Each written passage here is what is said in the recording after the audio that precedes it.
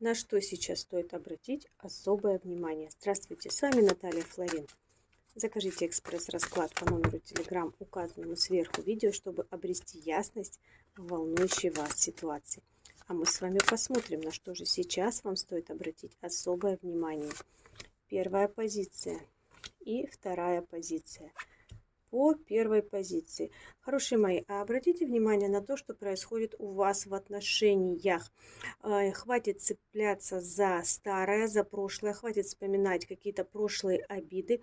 Посмотрите на те возможности, которые вам дает Вселенная для того, чтобы успешно и замечательно развивать ваши отношения. Перестаньте вспоминать старое, отпустите его. По второй позиции. Хорошие мои, а вот здесь тоже стоит обратить внимание на отношения.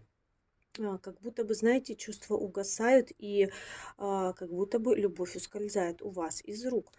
Посмотрите внимательно на ваши отношения.